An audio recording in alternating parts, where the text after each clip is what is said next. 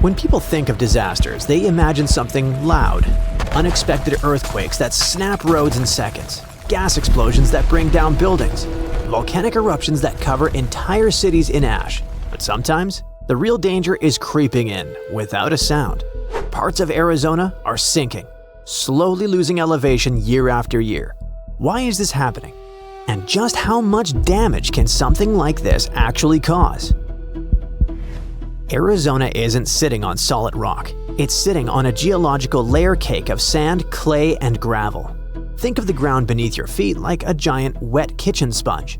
When a sponge is full of water, it's fluffy and holds its shape.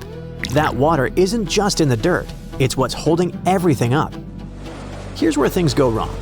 People pump out that water to use it, but if they take it out faster than nature can put it back in, the gaps start to close. The grains get squished together by the weight of everything above, and when that happens, the ground starts losing the fight. Without the water to hold them apart, the dirt layers collapse under the weight of the world, almost literally. But once that happens, it's not like a sponge anymore. It's like a crushed soda can. You can't just blow air into a flat soda can and fix it. The structure is ruined. Once those underground layers are crushed, they stay crushed forever. Even if it rains for 40 days and 40 nights, the ground can't hold the water anymore. This is called land subsidence. It doesn't matter if water is pumped out or if rainwater rushes away too fast. If underwater pressure drops for long enough, the land starts to sink. And it's not just a one-time thing. Every year that more water is pumped out, the land sinks a little more. Over time, these changes can reshape entire towns and regions. So how do scientists notice something this subtle? From the ground, subsidence is hard to spot. The surface doesn't suddenly drop in one obvious place. Buildings don't suddenly tip over. You won't wake up one day to see your neighbor's house being a few inches lower than yours. Most of the time, everything looks normal. So to really see what's happening, scientists have to look from above, way up from space.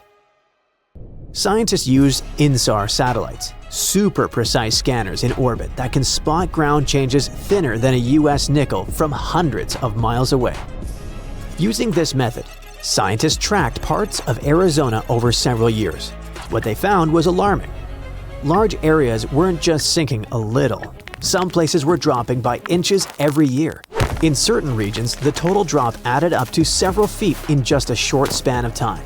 And this wasn't limited to one small spot. Entire basins were moving downward together, like a slow-motion elevator heading down. What made this even more concerning is that the sinking didn't stop during the wetter years. Even when rainfall increased and water levels rose a bit, the land kept sinking. In some places, this process actually sped up. That told scientists something important. The ground wasn't just reacting to short-term weather, it was responding to years of pressure building underground. Even from space, the pattern was impossible to miss. Wide regions glowing on satellite maps, showing steady downward motion year after year. What looked stable from the street turned out to be quietly shifting across miles of land. And once scientists could see it clearly, a bigger question emerged. What now? The surface can only take so much before it snaps. The land doesn't sink evenly. One spot drops fast, another barely moves. That pulls the surface in opposite directions. The surface tries to stretch, but eventually it snaps. And we aren't talking about sidewalk cracks. The earth literally rips open, creating jagged wounds called fissures, wide enough to split roads apart and damage paved highways. Infrastructure absolutely hates this. Roads bend, twist, and buckle. Pipes and cables buried underground are yanked out of alignment or torn apart. Canals that depend on a gentle, steady slope suddenly stop flowing the way they're supposed to. Even buildings that look fine at first start to give themselves away. Floors can tilt, doors might refuse to close, and long fractures can appear across walls. Wells are affected too. As the ground compacts, it crushes the underground rock layers like a vise. This closes off the flow, turning a working well into a dry hole. Basically, by pumping too much, we're breaking the pump. But it might get worse. These problems spread across entire basins, meaning damage can show up far from where the sinking first began. By the time surface damage becomes obvious, the underground changes that caused it may already be locked in, which means the real challenge isn't fixing the cracks you can see. It's dealing with the ground that's still slowly changing beneath them. So, can this be stopped? Or maybe reversed? Here's the harsh reality. There is no undo button for this. Once that underground rock is crushed, it stays crushed. The best we can do is step on the brakes and stop it from getting worse. One approach is artificial recharge. Arizona has built massive systems to move water across the state.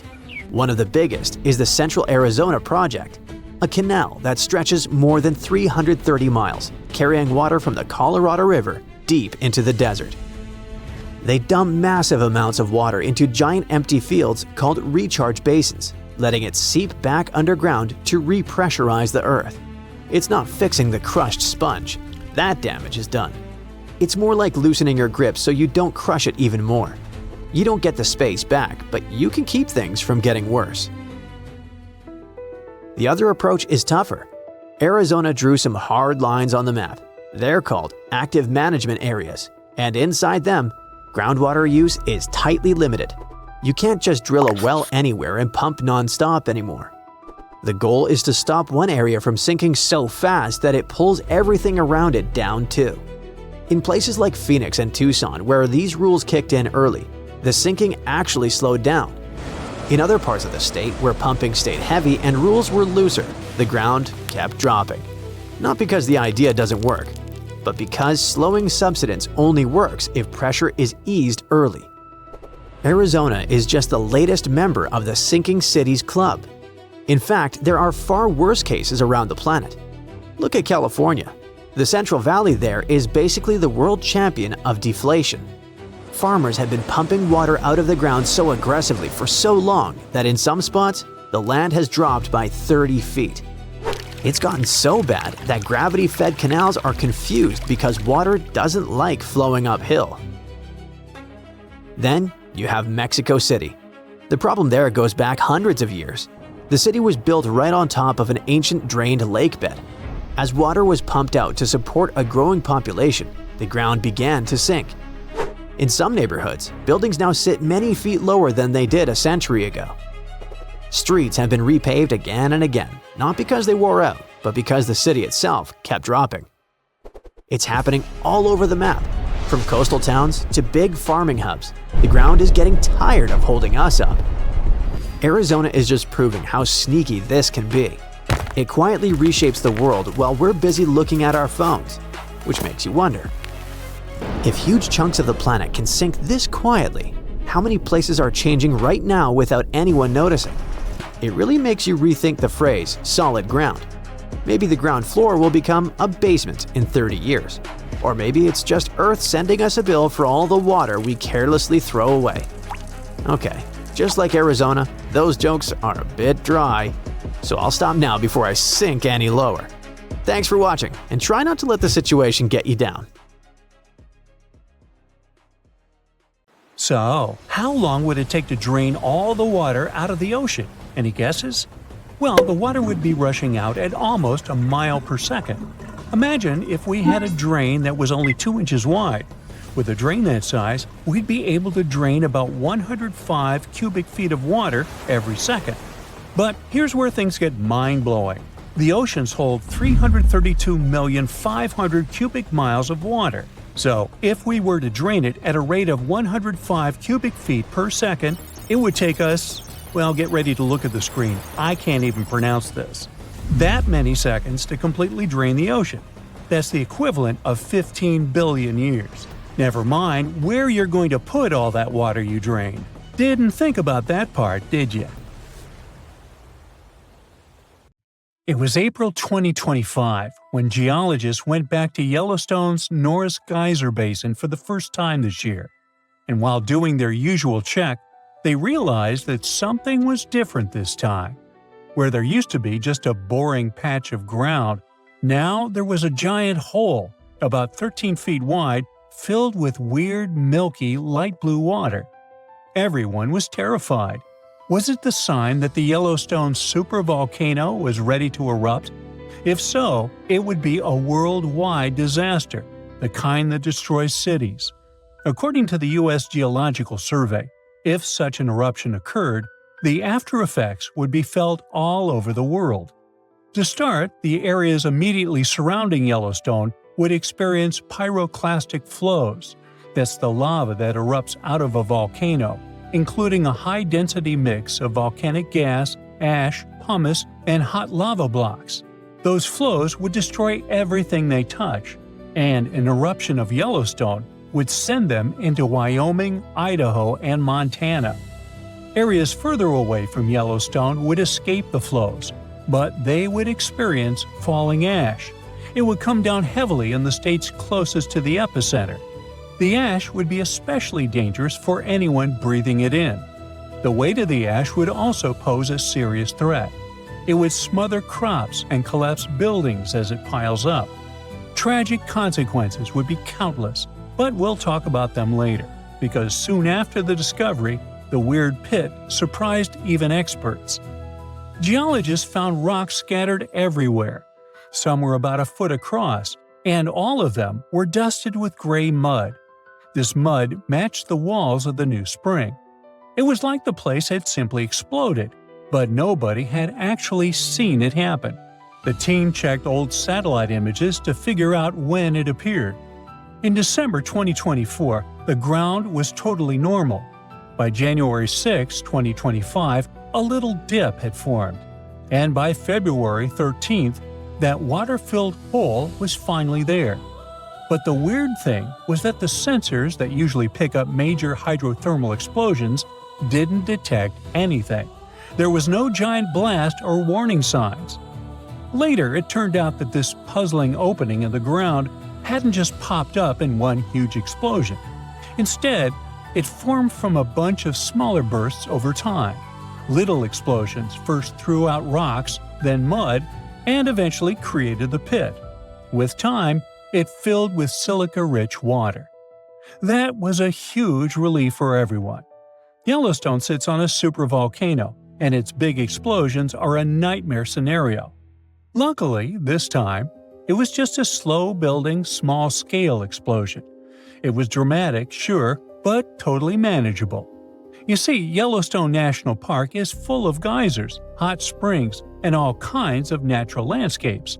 But under the surface, things get incredibly intense, all because of the supervolcano. Now, supervolcanoes are often extremely large. They often have no cone at all, since they're typically the remains of gigantic magma chambers. Once, those chambers flared up, leaving behind a caldera. They're usually located over hotspots. It's no surprise that supervolcanoes can produce super eruptions, and when they do it, they blow more than 240 cubic miles of ash, molten rock, and hot gases up into the air. In other words, 4 super eruptions could fill the Grand Canyon to the brim. Supervolcanoes form when huge volumes of scorching hot magma escape from deep underground. This magma rises close to the surface but can't break through Earth's crust. So, a pressurized pool of bubbling magma gathers at a depth of only several miles. The pressure keeps growing because more and more magma is trying to get to the surface. And then, bang, a super eruption occurs. Now, back in 2015, researchers at the University of Utah mapped out the main magma chamber of the Yellowstone supervolcano and were shocked by its size. And then, they found another one below it. Together, these underground magma pools could hold enough molten rock to fill the Grand Canyon 11 times. All that magma pushes up on the ground above, which is why Yellowstone rises about an inch or two every year. That slow lift might not sound like much, but combine it with the fact that Yellowstone is still an active volcano and has a volcanic explosivity index of 8, and it's enough to make you wonder what could happen if things went south. And yes, Yellowstone has indeed been a bit jumpy in recent years. In March 2023, there were 354 earthquakes in the area. Most were tiny, but the biggest hit a magnitude 3.7, part of a swarm of 106 quakes. Now, before you freak out, Experts from the Yellowstone Volcano Observatory say there's no need to panic. No eruption is coming anytime soon. Volcanoes don't stick to a schedule. Just because Yellowstone hasn't erupted in a long time doesn't mean it's about to blow. The park is stable for now. But scientists are keeping a close eye on everything underground, the quakes, the rising ground, and even temperature changes, just to be safe. The superhot plume of magma, a hotspot under Yellowstone, has been churning for 17 million years. The Earth's crust slowly moved over it, making the hotspot leave a trail of volcanoes stretching more than 450 miles along the Snake River Plain. Most of those ancient ones are now buried under layers of lava and sediment. In just the past 2.1 million years, Yellowstone has unleashed 3 cataclysmic eruptions, so massive they managed to reshape the land. Each explosion sent pyroclastic flows, rivers of searing hot rock, ash, and pumice racing outward for miles. The debris piled up in layers hundreds of feet thick, some forming solid lava-like rock. When those eruptions emptied the underground magma chambers, the roof collapsed, forming the massive calderas we see today. Even after those mega-eruptions, Yellowstone didn't stop. Between 180,000 and 70,000 years ago, enormous rhyolite lava flows, sometimes over 144 cubic miles, poured out. Some flows followed north-south vent lines. The West Yellowstone flow erupted around 110,000 years ago. The Nez Perez Creek flow followed 160,000 years ago. If you stand at Madison Junction on the caldera's northwest rim, you can see it, a cliff that formed when the Lava Creek Tuff eruption collapsed the land 640,000 years ago. And inside the caldera, you'll see the hardened lava flows snaking across the floor. Figuring out when a supervolcano might blow is like being able to read nature's warning signals. Thousands of years before a massive eruption, the heat underground starts building, and the magma chambers become like ticking pressure cookers. Little signs start showing up. Gas bubbles escape as the pressure shifts, and earthquakes shake the ground. The land above slowly rises. Cracks appear. Hot springs and geysers start acting up, heating even more than usual. Now, what would happen if Yellowstone erupted? Remember those pyroclastic flows we talked about before? They can contain 2 parts: the lower flow of the hot lava that moves at ground level, and a cloud of ash that follows above the lava level. So the 2 of them would devastate huge areas. The ash would even reach Europe within 3 to 4 days of the eruption, but it wouldn't be so bad there. After that, it would only take around 2 to 3 weeks before cooler temperatures set in around the globe, all thanks to the sulfur gas that would get to the upper atmosphere after the eruption. Scientists predict that global temperatures would drop by up to 10 to 12 degrees. These consequences could last for 6 to 10 years, putting an end to monsoons, which could cause widespread famine in Asia. Scared? Well, don't be. The good news is that scientists don't believe that the sleeping giant under Yellowstone National Park will wake up in our lifetime. Experts say the next Yellowstone eruption won't likely happen for hundreds of thousands of years. And even then, it may not be that bad, because scientists have discovered that the magma lurking within Yellowstone is actually split up amongst 4 different chambers. Not only that, but some of the reservoirs of magma are likely to cool down and solidify, lessening the chances of an eruption. So, while an eruption does sound like it would change the landscape of the world, it's very unlikely to happen anytime soon. Okay, let's just say you're driving home and suddenly your GPS freezes. Your phone says you've got full bars, but it takes forever to make a call. Or maybe the call drops for no reason and you have to redial. You brush it off. Probably just your carrier being weird. But then, later, during a house party, your light flickers for a second. No need to panic, you're not haunted by a ghost. At least I hope not. No, it's much more likely that the sun is acting up. Because a giant hole about 500,000 miles wide opened in its atmosphere, and now it's sending strange stuff straight at us on Earth. Okay, so what does that even mean, a hole in the sun? Well, when we look at the sun with highly protective sunglasses, of course, all we can see is a bright, calm star. But that couldn't be further from the truth. Up close, it's total chaos. Its surface boils with magnetic storms. Loops of plasma twist and snap, and every now and then, the outer layer, called the corona, becomes unpredictable. That's what happened recently when a massive region of the sun's atmosphere suddenly changed shape.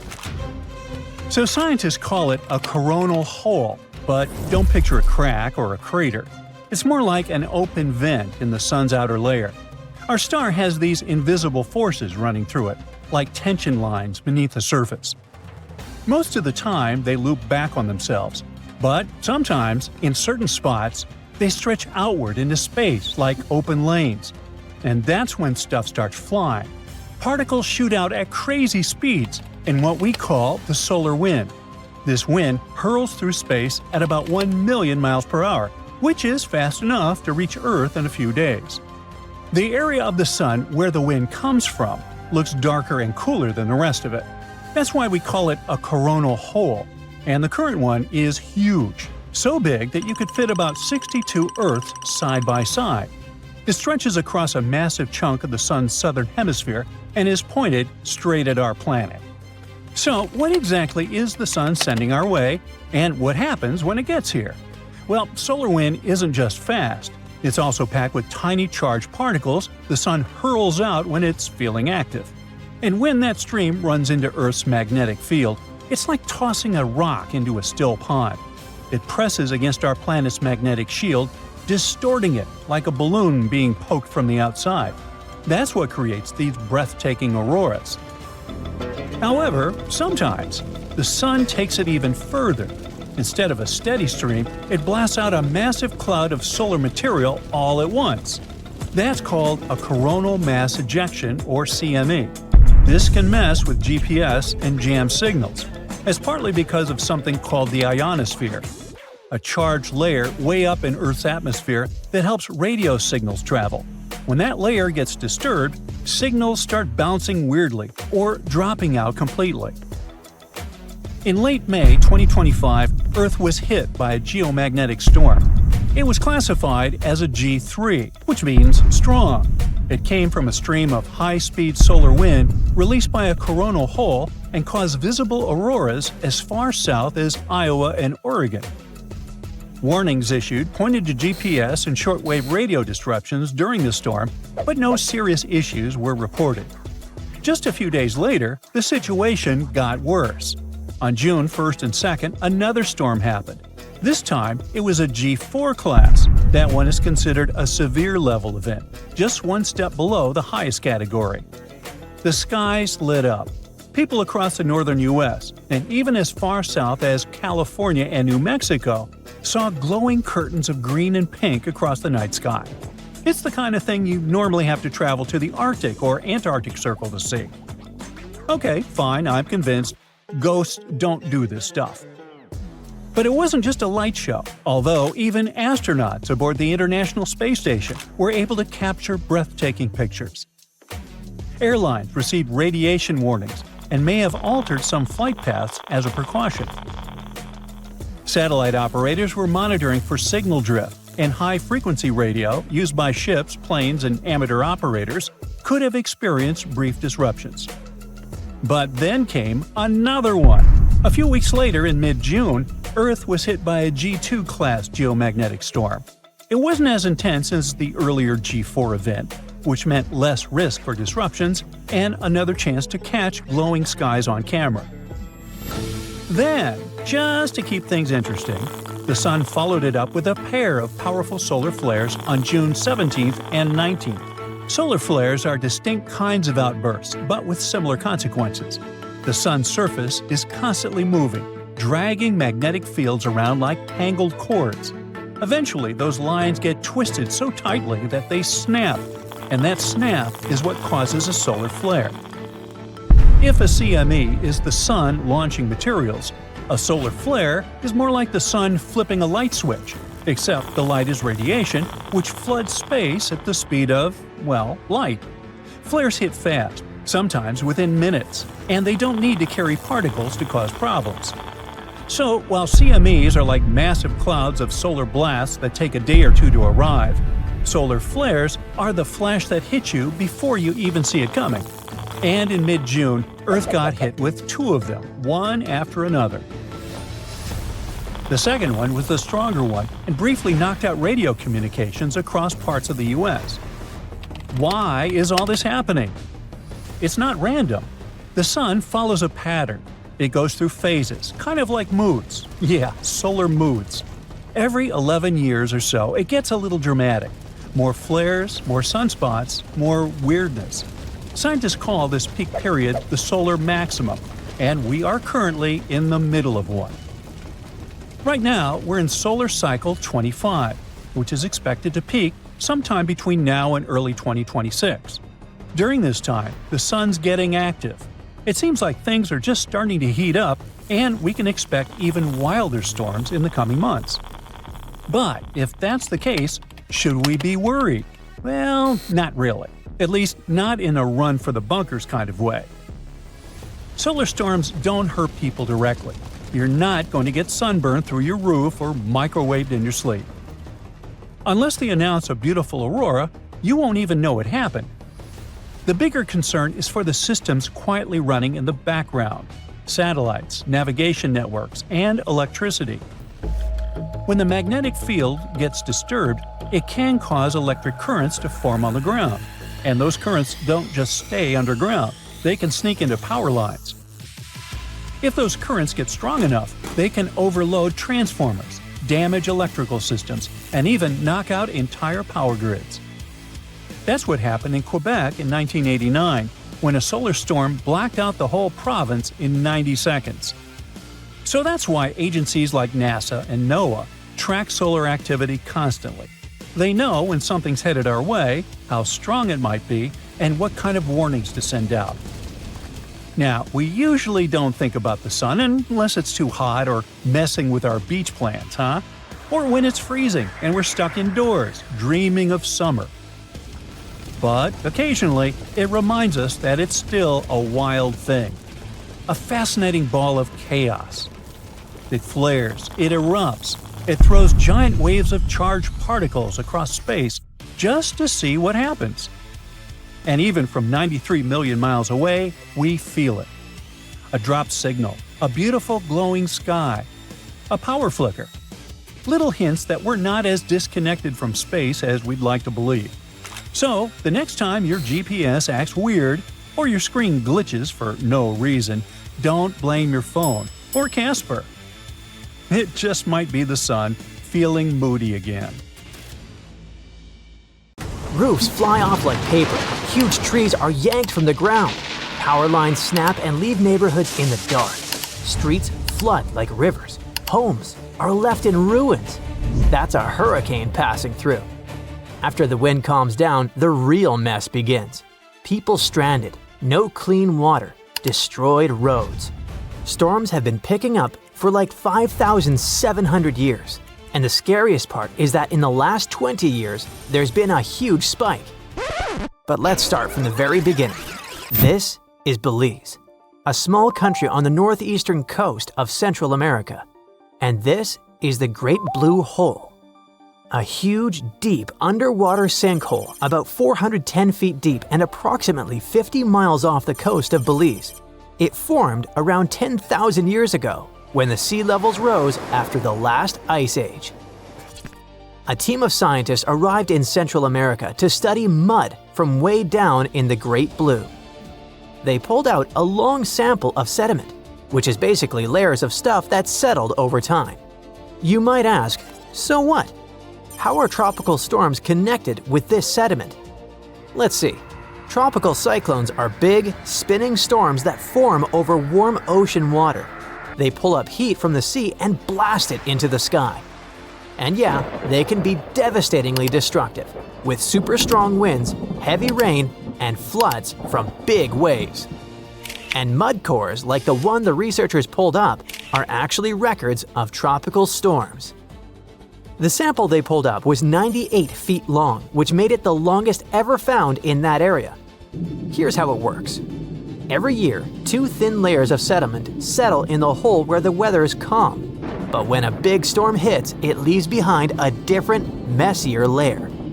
So by looking at these layers, scientists could tell how many storms hit that spot over the last 5,700 years.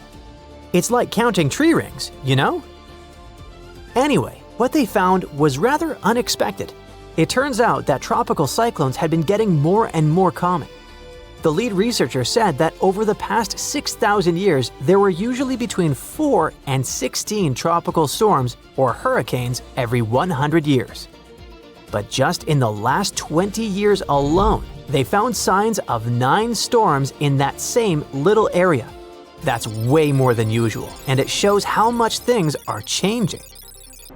Scientists think there are 2 main reasons why tropical storms have been happening more often. One reason has to do with something called the Intertropical Convergence Zone, or ITCZ. This is an area near the equator where winds from the north and south come together. That spot has low air pressure, lots of moisture, and tons of thunderstorms. Just above it is the part of the Atlantic Ocean where most hurricanes are born. It even has an official name, the Hurricane Main Development Region. Normally, the ITCZ moves north in the summer and south in the winter because of changes in ocean temperatures. But over the past few thousand years, it's slowly been shifting farther and farther south. That's why the area where storms usually start has also moved south. It means storms are now forming and heading toward lower parts of the Atlantic than they used to. The second reason for the recent spike in storms is rising ocean temperatures. Earth has gotten warmer, and the ocean has warmed up too. The warm oceans help make more powerful storms. Such an increase likely means that this part of the world might see a lot more big storms in the future. If things keep going the way they are, scientists think the Caribbean could get hit by as many as 45 tropical storms and hurricanes by the end of this century. That's way more than anything the world has experienced in the last 5,700 years. There are just too many changes in the world that influence the situation. They create the perfect conditions for more storms to form and get really intense really fast. But if you think storms are getting more intense only over the ocean, let me tell you about America. A bunch of really dangerous storms, including tornadoes, dust storms, and wildfires, tore through several states in the Midwest and south of the USA in March 2025. At least 42 people lost their lives, and the scale of the devastation is enormous. What's scary is that most of this destruction didn't happen in the usual Tornado Alley area. Tornado Alley is a nickname for a part of the US where tornadoes happen a lot. It stretches through places like northern Texas, Oklahoma, Kansas, Missouri, parts of Louisiana, Iowa, Nebraska, and even eastern Colorado. But this time, storms hit places like Mississippi, Arkansas, and Alabama. Experts had warned this might happen. At the beginning of 2025, they said that tornadoes could start showing up more often farther east than usual, and that's exactly what's happening. One of their top weather experts said people in the Mississippi and Tennessee valleys should get ready for a rough spring. There are more people living in these areas than in traditional tornado zones, and many of them live in mobile homes or buildings without basements, which puts them at more risk when big storms hit. A tornado is basically a spinning tube of super strong wind that comes down from storm clouds and touches the ground. They can be really dangerous. To figure out how strong a tornado is, scientists use something called the Enhanced Fujita Scale. It goes from EF0, which stands for the weakest tornado, to EF5. Such a tornado is crazy strong, tear your house apart strong. The main question is, why are tornadoes happening more in the east now? In the US, tornado season usually kicks off in March. That's when cold air from Canada bumps into warm, wet air coming up from the Gulf of Mexico. And boom, storms start to form. But this year, things are a bit different. Here's what's going on. There's a big patch of high pressure, basically a chunk of calm, warm air hanging over the southwest. That's keeping things more stable out west, so fewer thunderstorms as well as fewer tornadoes are expected there. So, tornadoes are shifting eastward. Meanwhile, the Gulf of Mexico is super warm this year, and that's helping storms form in the southeastern US. The warm water adds a lot of energy to the atmosphere, which can lead to stronger, more frequent storms in places like Mississippi, Alabama, and Tennessee.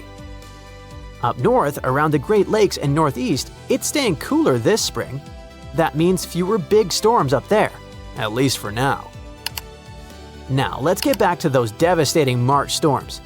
On March 14 and 15, a huge storm system blasted through parts of the central and southern US. This system brought 52 confirmed tornadoes, massive dust storms, and fast-moving wildfires. It all led to almost 1,100 canceled flights. About 150 million people were affected by this natural disaster. Two really strong tornadoes classified as EF4s hit Arkansas. The damage was incredible. One of those tornadoes, which hit a town called Diaz, had winds up to 190 miles per hour. That's insanely fast. For comparison, the average speed of a Formula One car is around 130 to 160 miles per hour. It was the first time in over 25 years that Arkansas got hit by two EF4s on the same day. Experts also recorded wind gusts moving at a speed of over 80 miles per hour in the southern plains. In Texas, dust storms led to fatal car crashes.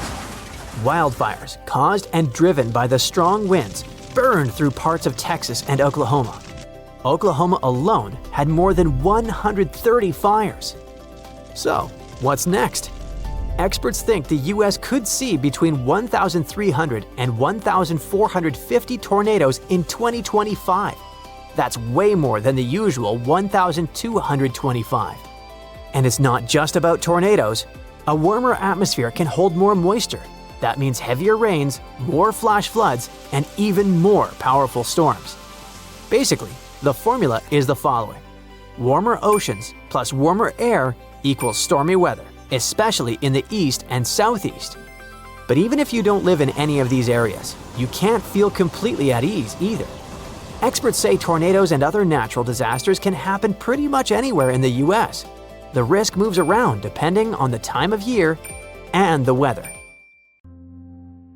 In 2003, while following a grouper that suddenly disappeared below the waves in Chetumal Bay, Mexico, a lone fisherman discovered a mysterious hole hidden from sight. More than a decade later, his son returned with researchers to take a closer look. They started measuring. 100 feet, 160 feet, 425 feet. Still no bottom. As instruments descended into the dark, still water, the readings grew stranger. Warm, salty water where it shouldn't be. Currents rising from the darkness below. The latest readings showed over 1,372 feet and still no end in sight. Quiet, deep, and dangerous. It's Ta'am Ja, the latest and officially the deepest known blue hole on Earth, and it might be hiding something never seen before. Nature takes its time. Over thousands, sometimes millions of years, water slowly carves through underground rock. Then one day, the ceiling gives way, the ground collapses, and you're left with a massive hole. That's a sinkhole. Blue holes are just ancient sinkholes that filled with water as sea levels rose long ago. From above, they look like dark circular shadows, much darker than the water around them. All because they're super deep and sunlight can hardly reach the bottom. Some go hundreds of feet down and are almost perfectly vertical. Cut off from ocean currents, they create still, isolated environments that scientists are still trying to figure out. So, what makes Ta'am Ja unusual? Well, most famous blue holes, like the Great Blue Hole in Belize, are impossible to miss. You can spot them from a satellite. Tom Jaw, on the other hand, is practically invisible. Like nature did its best to conceal it on purpose. Even with a drone flying right above it, it's barely noticeable. That's one reason it stayed hidden for so long. However, the true mystery became apparent after the researchers had done their initial scanning. In December 2023, scientists decided to explore the depths of Tom Jaw by lowering something called a CTD profiler, which measures conductivity, temperature, and depth. As it went past 1,312 feet, they discovered something curious. Instead of cooling down, the water suddenly got warmer. It also became noticeably saltier, with readings that matched the open Caribbean Sea. But wait, Chetumal Bay is already part of the Caribbean, so what's the big deal? Well, Tom Jaw is tucked far into the bay, and its depth is unusual for such a calm, protected environment.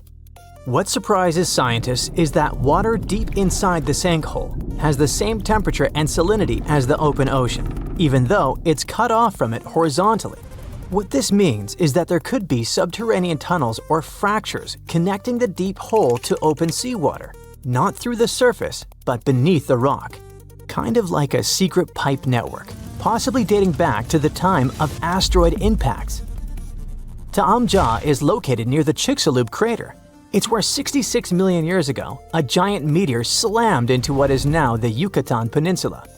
It's widely believed to have caused a mass extinction event that wiped out dinosaurs. The asteroid didn't create Tom Jaw, but it may have fractured the foundation, potentially making it easier for caves, tunnels, and eventually blue holes to form. Some speculate that these underwater connections could extend to other blue holes and hidden springs nearby. However, exploring Tom Jaw is not just about maps and underwater tunnels. During the first expedition, researchers saw something strange. The water above Tom Jaw was calm, while the rest of the bay had chaotic waves. Then, from the center of the hole, water started to rise upward, like a hidden spring gently exhaling. Not a geyser, not a splash, just a slow, steady surge, like something beneath had moved and pushed the water up. The fact that this happened only once made the following exploration intimidating for divers.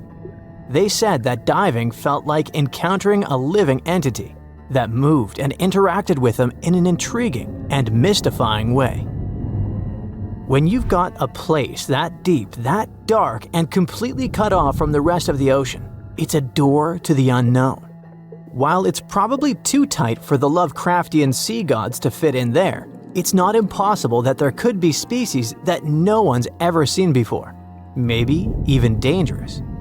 It's speculative, but if the hole goes even deeper, any microbial life down there would likely be ancient and adapted to survive in extreme, hostile conditions. It doesn't have to be some scary sea creature. Even tiny, unfamiliar organisms could disrupt modern ecosystems if disturbed or released. There might be water from prehistoric times or something left behind from the asteroid impact that wiped out dinosaurs. This place might be hiding an entire ecosystem that's been sealed off for literally ages. And that matters because if life can survive in such a strange sealed-off place, it might survive in similar environments on moons like Europa or Enceladus. Also, some blue holes, like the Great Blue Hole, contain nasty stuff like clouds of toxic gas that can eat through equipment and even burn your skin. No wonder that divers felt like they were exploring something alive. Now, if you're wondering whether you can rent diving gear and actually go and explore this hole, the answer is no. Basic scuba gear requires certifications. Even dive shops won't rent to uncertified individuals, especially not for places like this. But even if certified, recreational divers can only reach a depth of about 130 feet. Going deeper takes special training, equipment, and a lot of caution. Even professionals rarely go beyond 1,000 feet, and when they do, it's with complicated, risky setups. At these depths, water pressure becomes a major obstacle, enough to crush most equipment not built specifically for it. So for now, Tom Jaw remains a mystery that's impossible to uncover while diving. The next stop is most likely sending an ROV, a remotely operated submarine equipped with cameras, arms, and sensors. It can go much deeper than any diver and stay down there longer. ROVs could help uncover layers of fossils, strange chemical zones, and even clues about past climate change. In most of the blue holes, it's possible to find life, sponges, corals, or fish. But the deeper you go, the more oxygen levels drop, which makes it hard for organisms to survive, even though some microbes live there. Among the few creatures found, there are shelled single-celled organisms called foraminifera and tiny worm-like nematodes. It's precisely because of these microscopic animals that we speculate that if life can make it in Tom Jah's dark, salty, oxygen-free waters, maybe the same is true for other watery worlds. However, despite the enthusiasm around it, Tom Jah is almost unnervingly empty and devoid of larger life. Even near the upper layers where oxygen levels are decent, no fish, no crustaceans, not even a tiny shrimp have been observed. Just tiny organisms invisible to the unaided eye. No bikini bottom, but to be fair, we haven't reached the bottom yet. Which brings us to the speculation. Is it possible that ROVs will never reach the ocean floor? The hole might be deeper than we expect or shaped in a way that makes it hard for our equipment to get accurate readings. It might have side tunnels, ledges, or twists that throw things off. It could also be that the walls are too unstable or the pressure and water chemistry mess with the sensors. In a way, it's like playing an underwater level in slow motion with a robot that can grab things and get damaged. Thankfully, scientists have other options. They can use underwater drones that work on their own, drop cameras that record as they sink, or map the hole from above using sonar. There's more than one way to check its depths. Even with all our technology, there are still places on Earth we haven't explored. We've actually mapped more of Mars than the ocean floor. Spacecraft can scan the entire planet while seafloor mapping is slow, costly, and limited by darkness and pressure.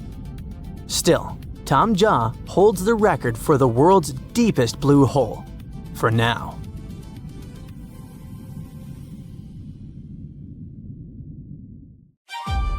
We're flying over the foothills of the Andes and approaching one of the most mysterious archaeological finds in history. Along a rocky ridge in Peru, you may notice something strange. It's like a giant motorcycle has driven along a mountain and left a tire mark.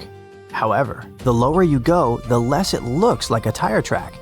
This is something even more bizarre. These are thousands of holes in the ground that could fit a space hopper. There are so many that they stretch in several rows along the mountainside.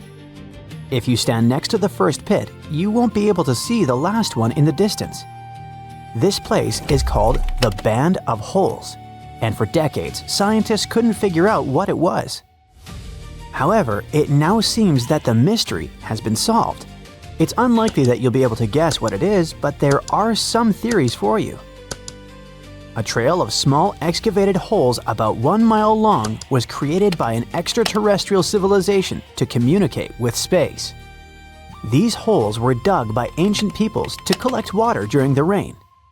A large country used these holes to collect taxes. In the past, geologists made these holes to collect condensation from the fog. Farmers dug those pits to grow crops there. Perhaps these are small trenches for people to sit in and defend themselves during enemy attacks. Or maybe they're graves. The mysterious trail is very similar to a geoglyph. Geoglyphs are giant patterns on the ground that can be seen from a great height. These patterns are created by removing the topsoil. Then workers place stones or plant trees on the bare land. So the Band of Holes is probably a geoglyph, but it's quite strange. It's not a pattern or a drawing, but just a straight line running through a mountainous area. So, what are your assumptions? Let's take a closer look at this thing. For the first time, this band of holes was noticed by aerial photographer Robert Shippey in 1931. So these pits have been there for quite some time. There are about 5,000 to 6,000 of them here. Some of them are dug into ground mounds, while others are in stone formations. This means that the creators didn't care about the quality of the soil. So, these pits were hardly used for growing crops. If these were graves, scientists would have found human remains there, but there was nothing like that. Besides, these pits are not deep enough to be graves. We've got to discard the idea that this road was made by inhabitants of another planet because, come on, that's just not serious. Then, what is it? A defensive line or markers for travelers? If people had fired arrows from these holes or stored ammunition there, there would surely be traces left, right? But there's nothing like that there. Nothing that would indicate conflicts and battles. But surely, there was something else there. Any artifacts? Oh yes. Scientists have found traces of corn and wild plants that were used to weave baskets. So they kept baskets with corn here? No, rather they arranged pits with these plants and then placed corn and other goods in them. Then it's something like a show window. That is, hundreds of people came here, dug holes, and put their goods inside. Thousands of other people passed by and chose what to buy. What if it's an ancient supermarket or shopping mall, and these pits were shelves? Right now, we are much closer to solving this mystery. Yes, people dug those pits in order to put goods inside and measure them. 1 pit of corn, 1 pit of cotton, 1 pit of hot pepper. It was something like a measurement system instead of pounds, but they didn't do it for trading. To fully understand what was happening here, we need to determine exactly where this market was located, in which country it was built, and who lived there. Near the band of holes, archaeologists have also discovered the remains of warehouses in the Inca civilization. There were pieces of pottery that indicated the period around the 15th century. It was during this period that the Inca civilization conquered the Chincha people. They were a pre-Columbian indigenous people living on the southwestern coast of what is now Peru. And in the 15th century, they encountered the Incas. They were an American Indian people who created a gigantic empire even before Columbus discovered America. The Incas inhabited the territories of Peru, Ecuador, Bolivia, Chile, Colombia, and Argentina. This civilization was famous for its advanced state structure, as well as for building extensive networks of roads and majestic cities. As an empire, the Inca lasted from the mid-15th to the mid-16th centuries, before getting conquered by the Spanish conquistadors. Okay, the picture is getting clearer. The Incas came to the Chinchi territory and conquered it. But why did they force them to dig these holes? Or did they not force anyone? To answer this question, let's look at what is nearby. Next to the band of holes was a large Inca administrative center. And not far from the pits, the Inca built a road leading to it. Negotiations, trade, calculations of profits, and the distribution of food and other goods likely took place at this center. The Incas didn't have money as we understand it. They didn't pay with coins, much less paper notes, but they needed to collect tribute from the conquered peoples. So they came up with a system for exchanging goods. The only problem was how to properly calculate the amount of corn, pumpkin, pepper, and other stuff. They didn't have scales, but they came up with another way. Holes. The Chinchi had to fill the pits with their goods, and then the Incas would collect them, taking them to the administrative center. The pits may have been distributed among individual Chinchi families. Each of them paid the Incas. That's how it happened. The Inca troops, which included guards, accountants, and officials, were traveling toward the administrative center. Along the way, they stopped at the band of holes, where people had already laid out their goods. The Incas loaded everything into carts and then took it to their base and counted it there. In a sense, this is what paying taxes looked like about 600 years ago. Okay, you've just found out the answer to one of the most confusing archaeological mysteries. Scientists have spent a lot of time and effort to crack it, but let's look at something else. something that remains a mystery to the entire archaeological community. Perhaps you can solve the mystery of the Nazca lines. We don't have to go far from the band of holes. The giant geoglyph of the Nazca lines is also located in Peru, and that's what we've got here. Over 300 geometric shapes, 800 straight lines, and 70 images of animals and plants called biomorphs.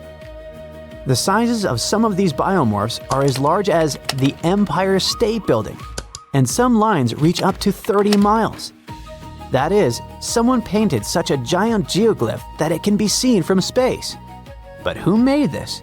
And the main question is, why? Scientists suggest that this was created by the Nazca people. Their peak and period of prosperity occurred from around 1 to 700 CE, so these lines are definitely over 1,000 years old. They appeared a long time ago, but people were only able to identify the landscape and the drawings after the advent of aviation. Commercial pilots flying over Peru in the 1930s saw the full scale of the geoglyphs for the first time, and since then, people have been trying to figure out their nature. Someone thought the lines had something to do with cartography or astronomy, but this theory didn't catch on because there was no evidence. To solve this mystery, we need to explore the area. The region where the Nazca lines are located is quite hot and dry.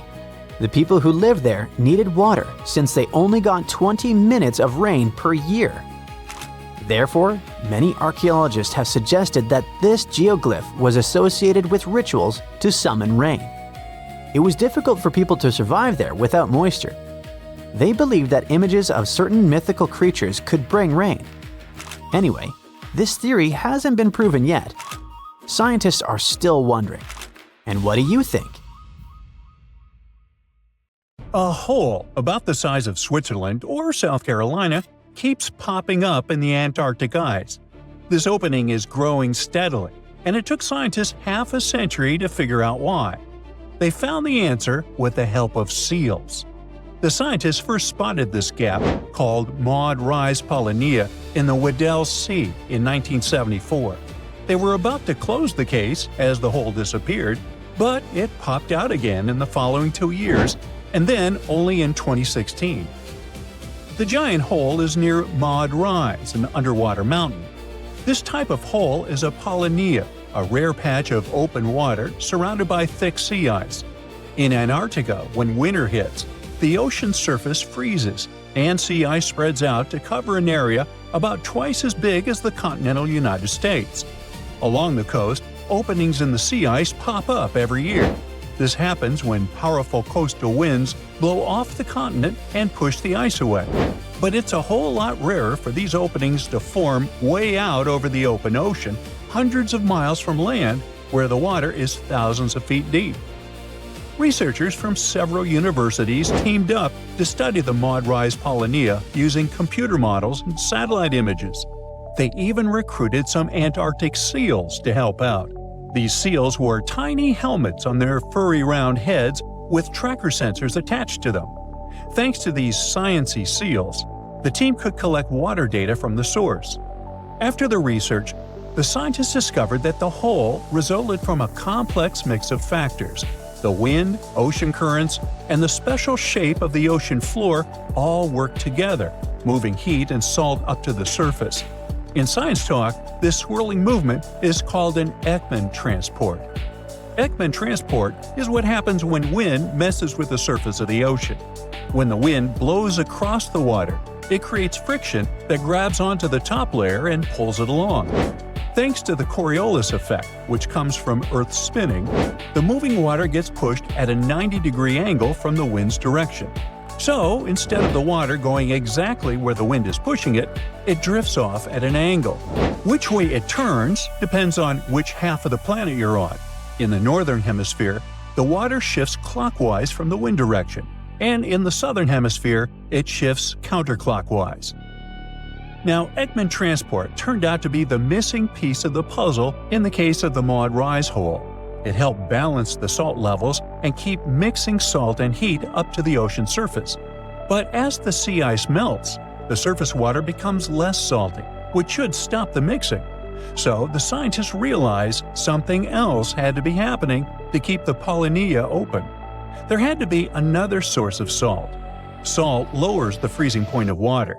To find out where this extra salt was coming from, the team dug back into their data and ran more computer models on the ocean. They found that swirling currents formed as the Weddell Current flows around Maud Rise. These currents carry salt up to the top of the underwater mountain. From there, Ekman transport kicks in. As the top layer of water moves away with the wind, water from deeper down rises to take its place. At Maud Rise, this upwelling water brings along the extra salty water built up around the seamount, and that's what helps keep the Polynia from freezing over. Scientists follow any changes in Antarctica as they influence the rest of the world. Researchers at Sanford University used machine learning for the first time to study detailed satellite data showing how ice moves in the polar region. They combined huge amounts of real-world data with physics rules to understand the Antarctic ice sheet better. It's the biggest ice mass on Earth, almost twice as large as Australia. It acts like a giant sponge for the planet, storing fresh water as ice and stabilizing sea levels. Scientists used to rely on models based on lab experiments, but real Antarctic ice is way more complex, with cracks, air pockets, and different types of ice that behave unpredictably. Instead of trying to model every little detail, the team trained a machine learning model using data from 2007 to 2018. It looked at 5 major ice shelves and created new models showing the ice's resistance to flow. They found that near the land, the ice is compressed and behaves as in lab predictions. But farther out, the ice is stretched toward the ocean and acts differently depending on direction. Less than 5% of the ice shelf is compressed. The other 95% behaves in a way old models didn't fully explain. This research could seriously improve our predictions of how Antarctica might change in the future. Another recent piece of big scientific news from Antarctica changes the history of birds as we know it. For a long time, it was simple. Dinosaurs ruled the Earth until an asteroid hit 66 million years ago and wiped them all out, except for some avian dinosaurs, which eventually became birds like eagles and chickens. Now, scientists have found a headless fossil of a VYI on Vega Island in Antarctica. The fossil was 68 million years old, at least 2 million years older than the asteroid strike. Without a skull, it was unclear what modern birds VYI might be related to, and guesses included waterfowl and shorebirds. Nearly 20 years later, another expedition found a bird's skull in Antarctica. After careful study, scientists matched it to VYI and concluded it was an ancestor of modern water birds like loons and grebes. If it's all true, VYI is now the oldest known modern bird in fossil records. The skull had a long, pointed beak, a brain unlike any other Mesozoic bird, and signs of strong jaw muscles like mine, which were perfect for diving underwater and catching fish. The body fossil also had adaptations for underwater swimming, similar to modern diving birds. During the late Cretaceous period, Antarctica was a temperate rainforest, far from the Yucatan, so it could have become a safe haven during the asteroid disaster. So, early modern birds might have survived there. When a giant iceberg, about the size of Chicago, broke off from Antarctica's massive ice shelf, scientists nearby did something no one had ever done before. They sailed straight over to check out the newly exposed seafloor. Studying the undersides of ice shelves is incredibly hard, but thanks to the iceberg A84, a 209 square mile patch of seafloor suddenly opened wide for exploration. The scientists deployed all their high-tech gear, including a remotely operated submersible and autonomous robots, to collect data about the seafloor and the properties of the water above it. Life exists almost everywhere in the ocean, from the bright shallow waters to the pitch-black volcanic deep sea. But the research team was really surprised to find such a diversity of life down there. They found a forest of sponges, giant sea spiders, ice fish, octopuses, huge corals, anemones, and even glowing deep-sea jellyfish. Normally, deep-sea creatures get their nutrients from organic matter falling from the ocean surface. But under a 500-foot thick sheet of ice that had been there for who knows how long, that wasn't possible. That meant the creatures had to be getting their nutrients in some completely different way. To figure out how long this hidden ecosystem had been around, the scientists studied the sea sponges. Sponges grow extremely slowly, only about an inch per year, but the ones they found were huge, so they must have been growing there for decades or even centuries. The team is hoping that the mountain of ocean and environmental data they collected during the expedition will help them understand how these ecosystems managed to thrive in those conditions and maybe reveal some completely new species that no one has ever seen before. Lake Michigan is one of the largest and most mysterious freshwater lakes in the United States.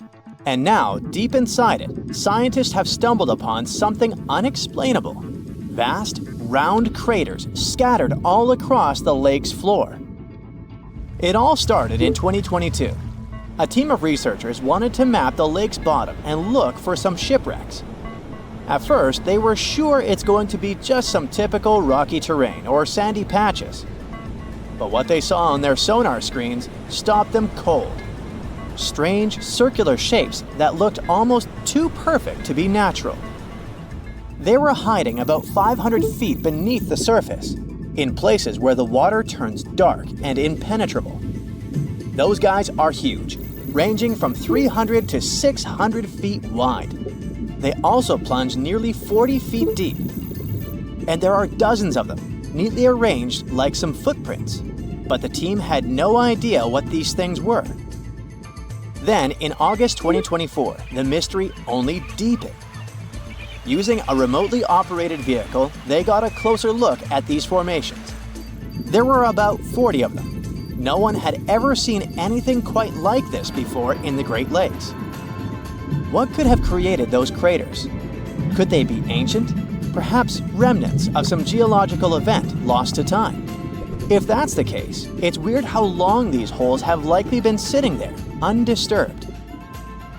Theories started popping up. One possibility was that they could be sinkholes, or dolines.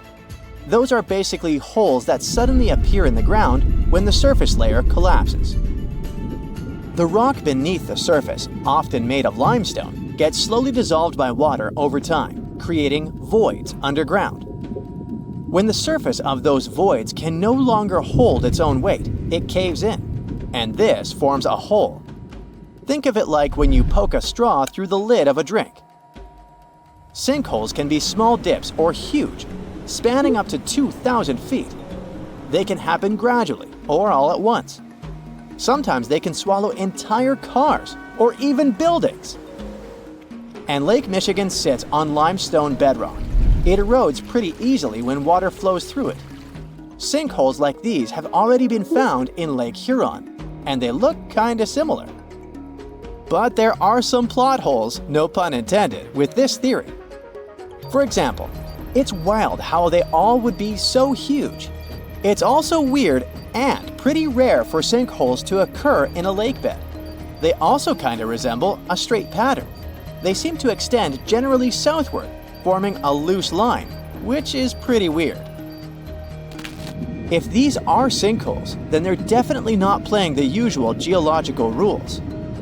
Though it might be some new, unusual process at play beneath the lake's surface that we haven't discovered yet. There's another theory though. Glaciers. Glaciers are wild rivers of ice. They covered much of the Earth during the last ice age, and they're incredibly powerful. While they might move slowly, sometimes only a few inches per day, they have such immense weight that they can reshape entire landscapes over thousands of years. Glaciers can grind and scoop the land beneath them. They're basically like colossal bulldozers. Their weight, combined with the slow but steady movement, grounds down everything beneath them: rocks, soil, even bedrock. This can create deep gouges in the Earth's surface, called glacial troughs. During the last ice age, There were lots of glaciers all over the northern US, including the Great Lakes region. If they moved across what is now Lake Michigan, they could have carved out these deep holes. Glaciers often move in a pretty straight path. As they move, they cause terrain to erode, but the resulting erosion varies based on terrain. Sometimes there are places where the bedrock is softer or fractured, and these places are more easily carved and crushed by the glacier. That could explain why some holes could be bigger and deeper than others. Harder bedrock is less affected. But usually this leads to rounded, crescent-shaped depressions known as chatter marks. Those marks are more like grooves rather than circular, big craters like those in Lake Michigan. Once the glaciers melted, the Great Lakes themselves formed. If the craters were formed by them, they may have filled with water, becoming part of the Michigan Lake. Though this theory is more like a speculation, so we need more evidence. But there's another layer to this mystery. The craters are not just curious geological formations. They actually may hold valuable clues about early life on Earth. Parts of Lake Michigan, especially dark ones, are relatively low in oxygen. It's like a lighter version of deep ocean environments that often have very little of this element. For example, hydrothermal vents deep in the ocean, underwater openings in the Earth's crust with some hot, mineral-rich water that are often very low in oxygen. But some organisms love places like these. For example, opossum shrimp. Teeny tiny shrimp-like creatures that love cold, deep waters. They get their name because they have a pouch to carry their young until they're ready to be on their own, like an opossum. Or deep-water sculpin fish, small bottom-dwelling fish that also enjoys cold lakes. They're well adapted to living in dark waters and usually stay close to the lake bed.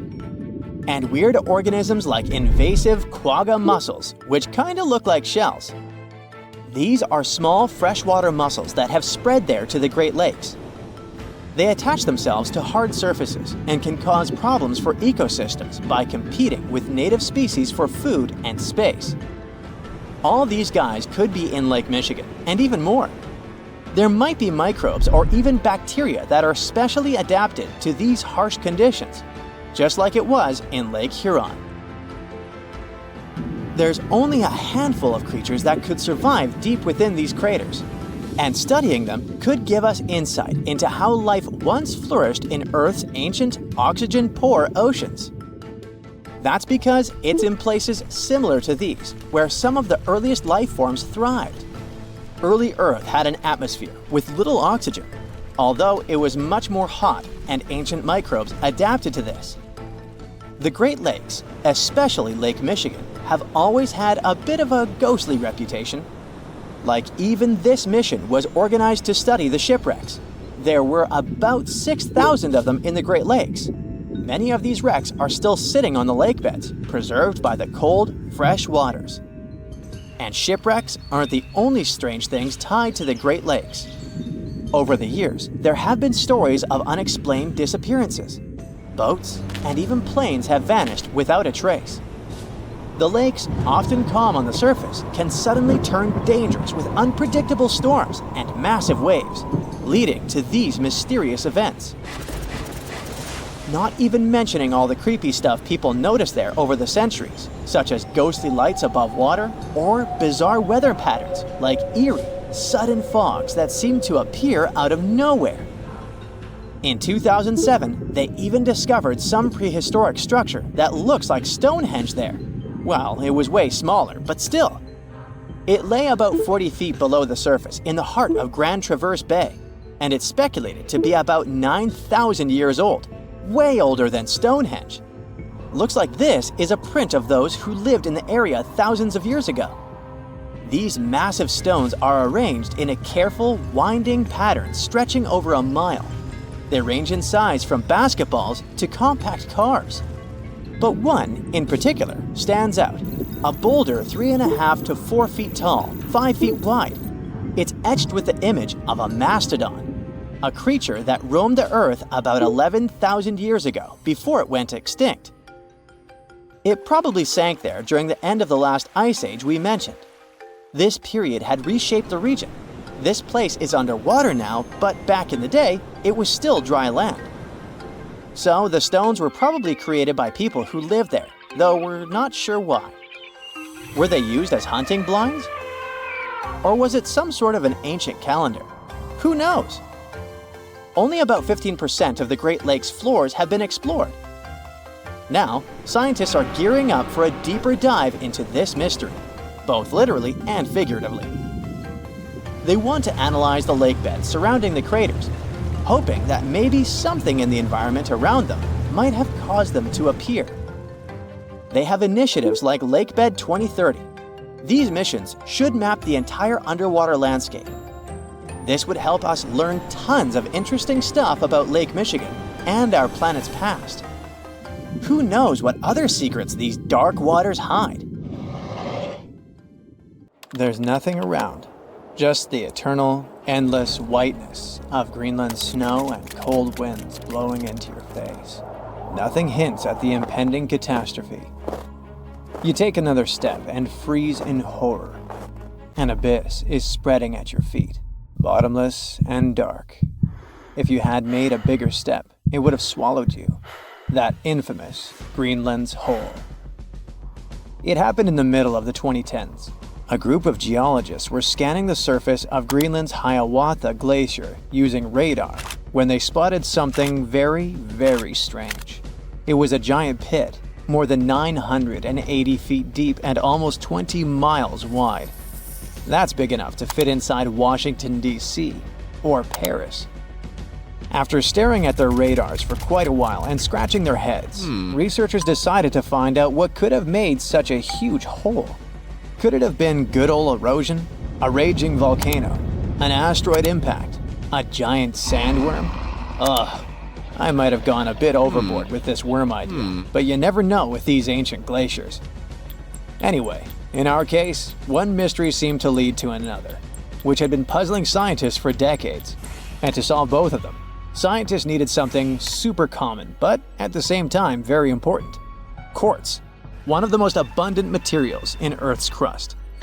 But before we dig deeper into this topic, let's make a small detour and talk about a pretty bizarre phenomenon called the Younger Dryas event.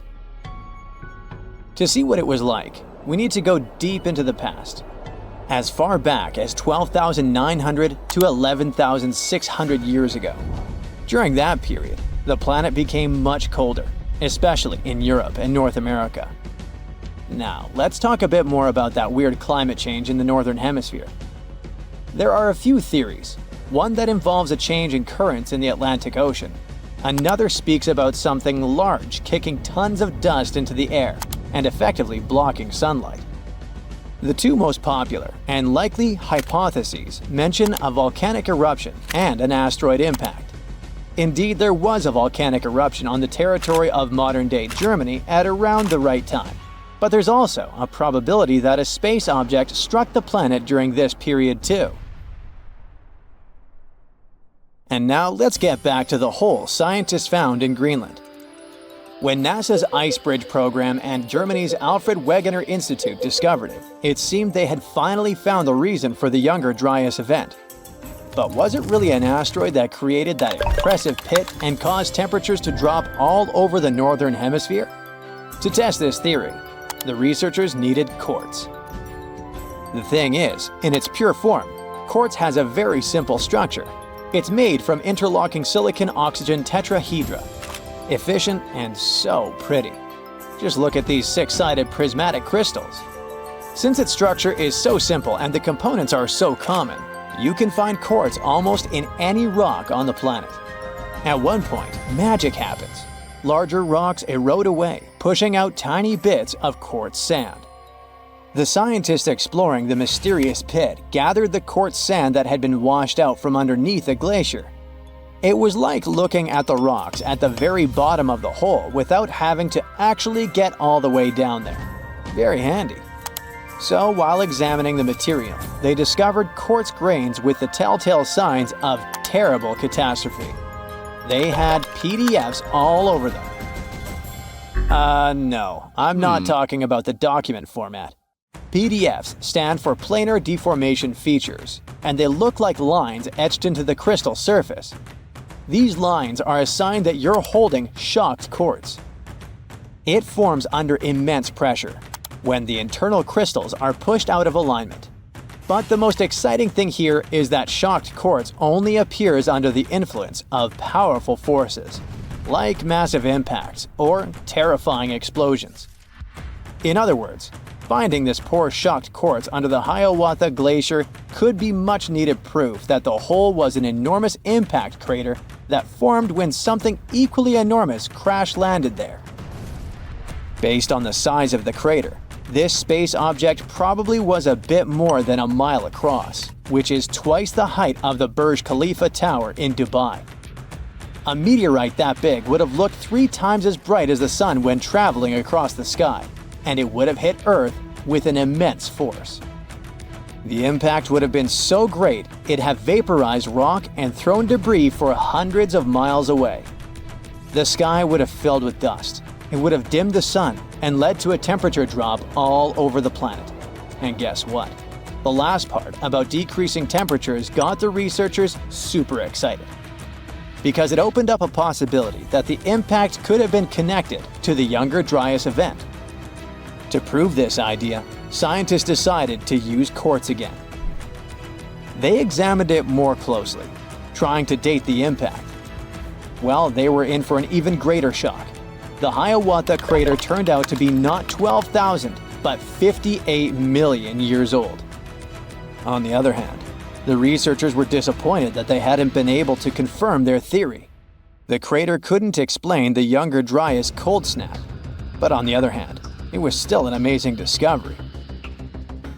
Now, get ready for one final twist to this story, and it revolves around quartz again. Other scientists have recently discovered more deposits of shocked quartz all over what is now the eastern USA. It was hiding in sediment layers dating to just before the Younger Dryas. Interestingly, there aren't any craters around those sites whatsoever. But quartz can't lie. It provides evidence of a powerful explosion. It makes scientists think that their impact hypothesis might still be true, but instead of a collision, it could be an airburst. A massive comet could have broken up while entering Earth's atmosphere around 12,000 years ago, and the fragments could have exploded before reaching the ground. It would have caused catastrophic mass burning throughout the North American continent and messed with the climate so much that the Younger Dryas would have been triggered.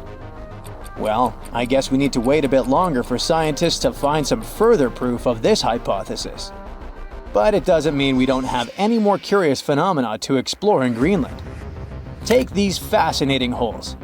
They sure are kinda smaller than the monster we were talking about. They're called moulins, and they carry surface meltwater all the way down to the base of the Greenland ice sheet. And they have prepared some surprises for us too. Apparently, they're way larger than we previously thought. That's what a recent study based on observation and first-hand exploration claims. Even more interesting, this high volume might influence the stability of the ginormous ice sheet in question, as well as the speed at which it's sliding towards the sea.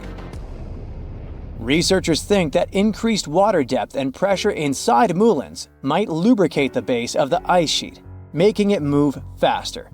You know, the way an ice cube slides more easily on a thin film of melted water. Until recently, we knew too little about the real size of moulins and how much water they can hold. But now, we know that moulins can be giant. The team made 2 trips to the Greenland ice sheet in 2018 and 2019. And during each of them, they used ropes and climbing equipment to drop around 330 feet into 2 separate moulins, almost touching the water's surface. Those who did it described the experience as intimidating. Picture this. Your back is over the edge. All you see is bluish ice going down and blurring into blackness. And the only thing you hear is occasional sounds of crashing ice. It must be extremely unnerving.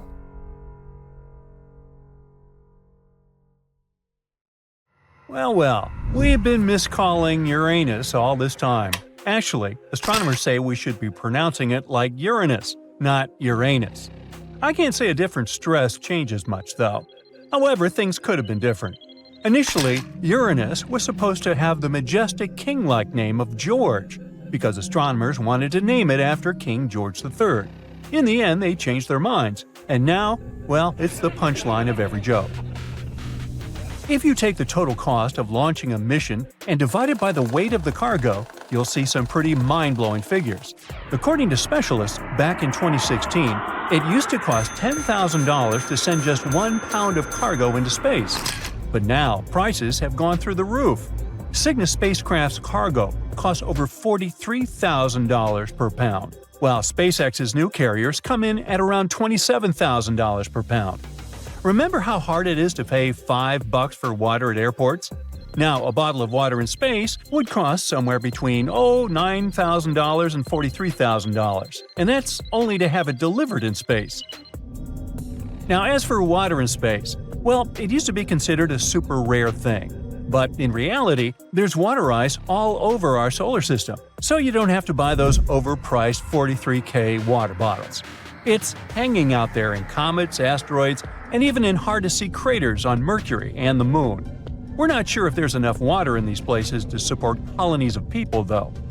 Mars also has ice at its poles, hiding under the surface dust and frost.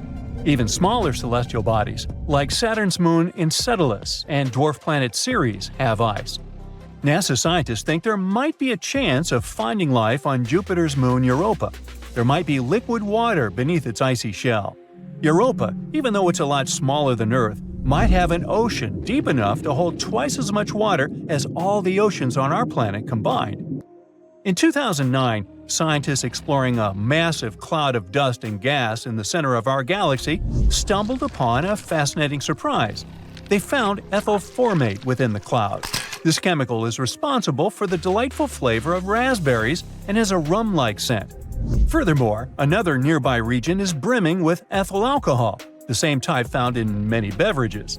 In fact, there is enough alcohol in this region to provide every person on Earth with 300,000 pints of beer every day for the next billion years. Now, believe it or not, we do have a black hole on Earth.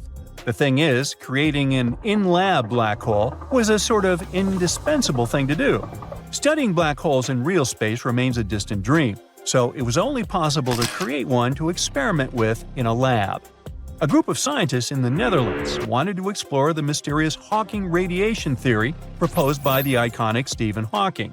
Using atoms to mimic an event horizon, they orchestrated electrons, causing a surge in temperature that resembled flat spacetime. As particles moved through quantum fluctuations, a ring of infrared radiation appeared around the lab-grown black hole, mirroring Hawking's idea. So, if you totally understood what I just said, could you please explain it to me? Now, it may sound insane, but you can totally be allergic to the moon.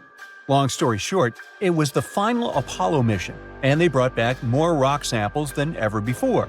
Plus, they had the first and only pro-scientist on the moon, Jack Schmitt.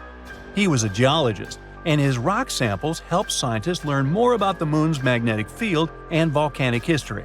During the expeditions, it became evident that Jack Schmitt was allergic to moon dust. The gritty, sticky powder clung to his suit and his skin, causing irritation in his sinuses, nose, eyes, and throat for a couple of hours after he took his helmet off. Meanwhile, neutron stars are extremely dense, being, basically, just a bunch of neutrons squished into a super small space. If you had just a teaspoonful of this stuff, it would weigh more than the entire human population combined. And to match the density of a neutron star, we'd all have to squeeze into the space the size of a sugar cube. No thanks. When it comes to outer space, we tend to think that Earth and the Moon are pretty close together. But in reality, you can actually squeeze all the other planets of our solar system between Earth and the Moon. The average distance between them is about 240,000 miles. If you added up the diameters of the 7 planets, you'd still have some room to spare, about 5,000 miles. In 2011, scientists made a groundbreaking discovery of a massive reservoir of water in space. This water, equivalent to 140 trillion times all the water in Earth's oceans, could provide each person on our planet with a planet's worth of water 20,000 times over. This reservoir was located near a massive black hole drawing in matter and emitting energy, known as a quasar. The water was formed by energy waves colliding hydrogen and oxygen atoms together, and it was found around 12 billion light-years away. So, when the Curiosity Mars rover snapped its very first sunset picture in 2015, scientists were practically doing backflips from excitement.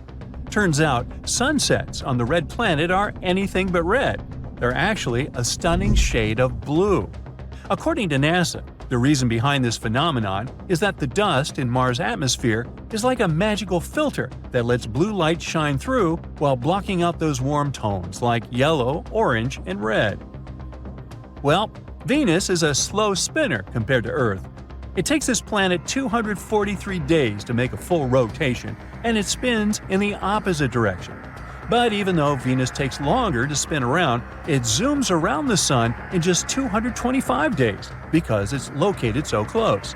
So, believe it or not, a year on Venus is actually shorter than its day. So, you might think that the night sky should be full of stars with no dark spaces at all. This idea is known as Olbers' paradox, named after German astronomer Heinrich Wilhelm Olbers. He thought that if the universe was infinite, unchanging, and timeless, then we should see stars everywhere we look. But it turns out that the universe is not infinite, unchanging, or timeless. Edwin Hubble discovered that the universe is actually expanding, and the leftover radiation from the Big Bang tells us that the universe is about 13.8 billion years old. Think of all the birthday candles. Ooh! So, the reason we don't see stars in every direction is because some stars are just too far away, or they haven't been around long enough for their light to travel all the way to us.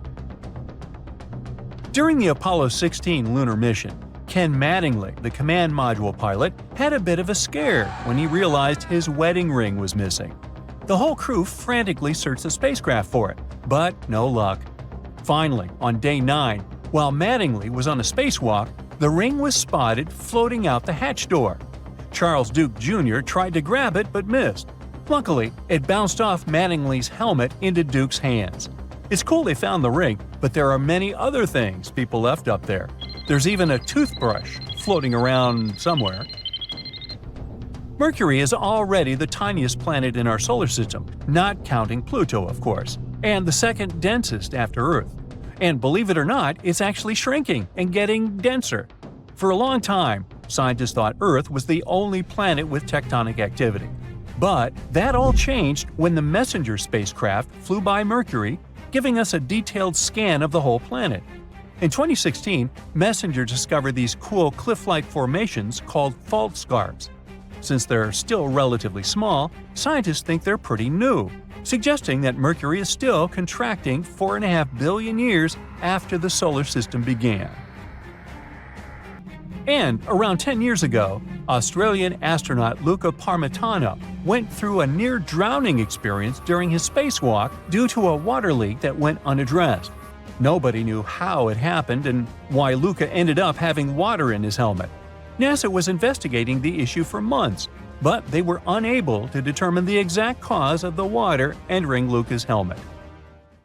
Deep under the Indian Ocean, there's a giant patch where gravity doesn't work like on the rest of the planet. I mean, the gravitational pull works constantly, but Earth is not a regular sphere. Its surface is not smooth. It's covered with lumps and bumps like a potato, because our planet is not the same everywhere inside. Some parts are denser than others. Let's say you could pour water across Earth's surface. The shape this water would make is called a geoid, and it's like that because of the differences in materials inside the planet. That's why gravity isn't the same everywhere, and down there in the dark depths of the Indian Ocean, it's weaker than usual. That spot is something we consider a giant gravity hole that stretches more than 1 million square miles in size. It's roughly where the ocean floor sinks down in a giant depression. Scientists used ships and satellites to figure out this mystery. They realized the water level near India was lower because of this weak gravity spot. they're still not sure what made gravity become so weak in that area.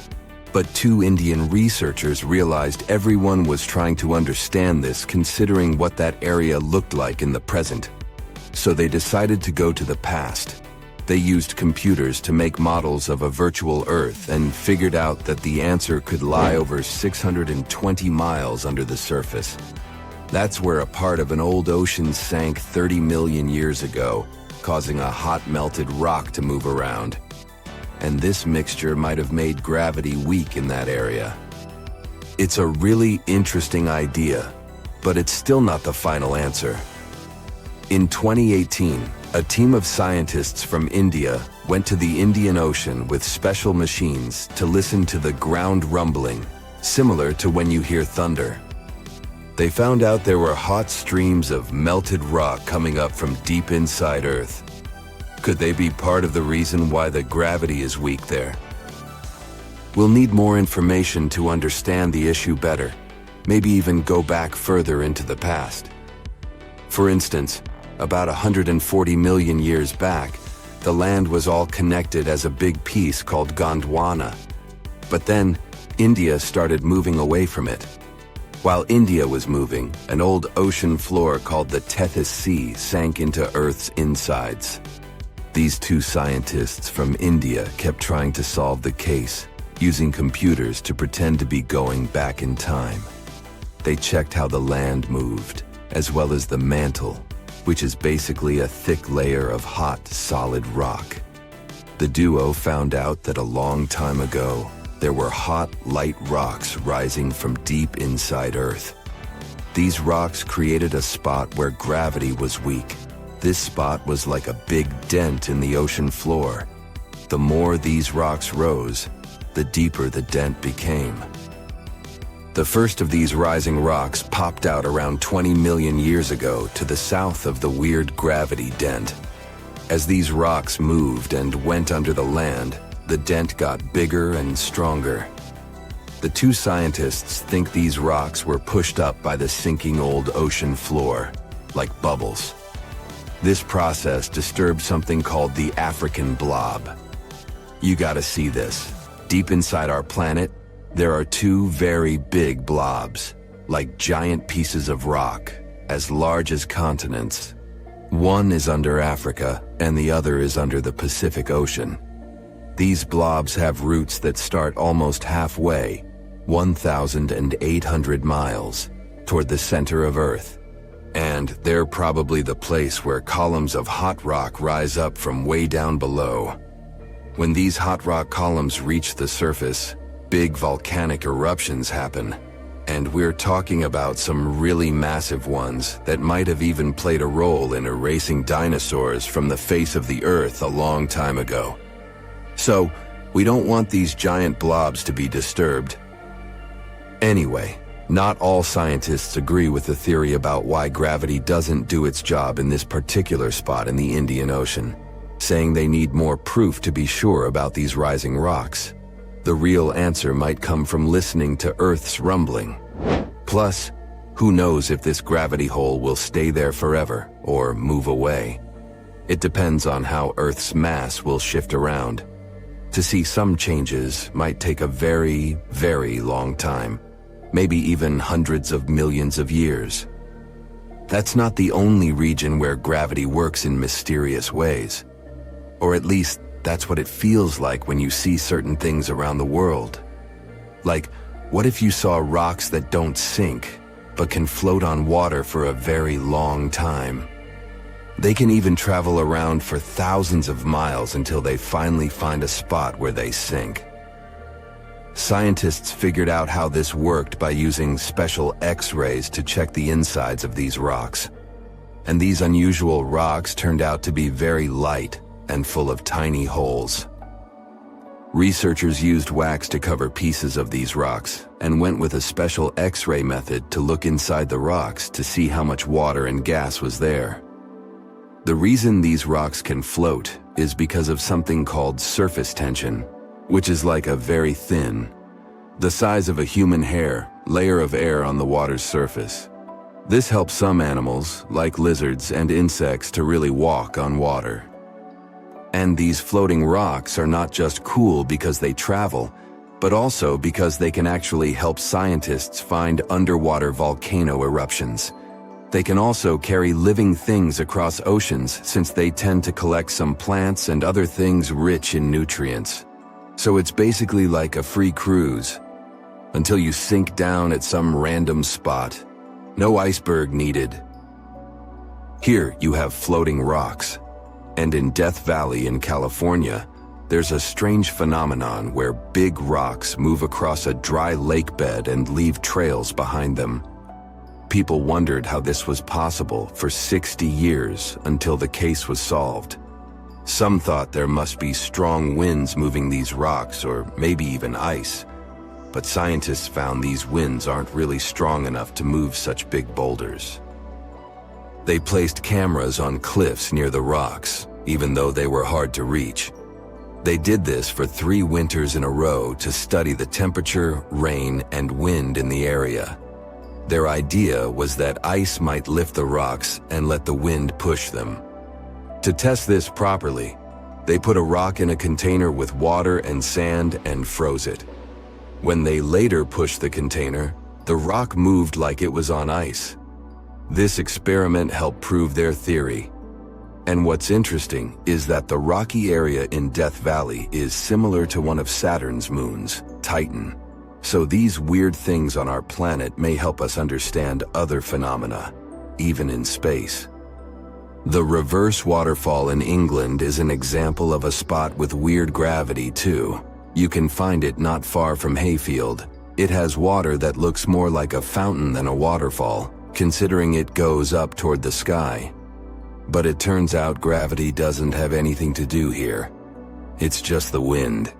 It's so strong that when the water falls down, it catches it and pushes it back up. But where does this constantly strong wind come from? You can see a similar thing at Hoover Dam in Nevada, US. Try to climb up the dam, 726.4 feet, and pour some water out of a bottle. Not working? Yep, the water won't flow down as it normally would. It will fly up. You'll have the same result if you throw some light object from the same height. You will get it back. And this happens because of the strong airflow too. So these things seem like gravity is messing up with us. But there's always a logical answer behind that. Hopefully, we'll get one for the gravity hole in the Indian Ocean too. Did you used to make sandcastles at the beach when you were little? The structure had a moat, so you needed to dig deep. While holding a plastic shovel, you probably thought, how deep can I go? Well, this question motivated a group of scientists in the Far East. They have decided to dig the deepest hole in their home country, China. The drilling team's goal is to reach a depth of nearly 33,000 feet. That's about 1 1/10 times as deep as Mount Everest is tall. The location of the borehole is at the edge of the second largest shifting sand desert in the world, Taklamakan Desert. During a single day, air temperatures there can vary over 100 degrees. The drilling rig is impressive on its own. It weighs some 550 tons and is the height of a 20-story building. And it's pretty powerful, too. It can lift the equivalent of 120 adult elephants. These engineers aren't kidding. One of them compared the project to driving a big truck on 2 thin steel cables. That's why they expect the dig to last well over a year. Their ultimate goal is to drill downward through 10 layers of strata. These are horizontal layers of sedimentary rock. Sounds complicated? Just look at any exposed cliff and you'll notice how it has stripes of different colors. These are the strata I'm talking about. If we translate it from Latin to plain English, we'll get things that spread out. Makes sense. Each layer of rock represents a specific geological period. Remember Spielberg's 1993 blockbuster Jurassic Park? That's just one of these geological periods. It ended some 145 million years ago. But in Central Asia, scientists won't travel that far through time. They hope to reach the rock dating back to the Cretaceous. That's the geological period just after the Jurassic. It lasted until some 66 million years ago. This was the time when T-Rex still roamed North America. But why mount such a complicated operation in the first place? A single goal would be a waste of funds. That's why engineers in Central Asia have several objectives. They want to explore the planet's internal structure. This involves the search for natural resources, such as mineral deposits and oil. Another goal is to collect scientific data on earthquakes and volcanic eruptions. The information will help researchers better predict these events in the future. So, hardcore science is behind this pioneering project, but it's not the first of its kind. Deep in the Arctic Circle lies the Kola Peninsula. And no, it doesn't have anything to do with the famous beverage company from Atlanta.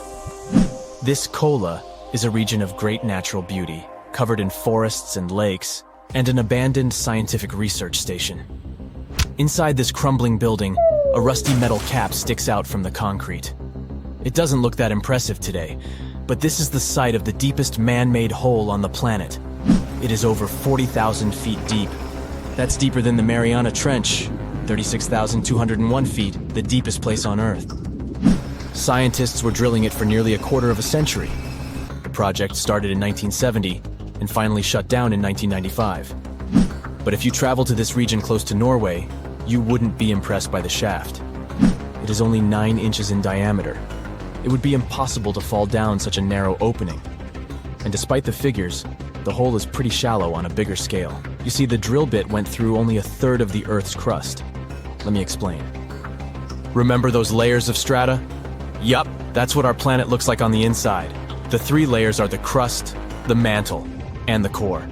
The crust accounts for only 1% of Earth's mass, and it's some 25 miles thick. But it holds nearly all life in the known universe.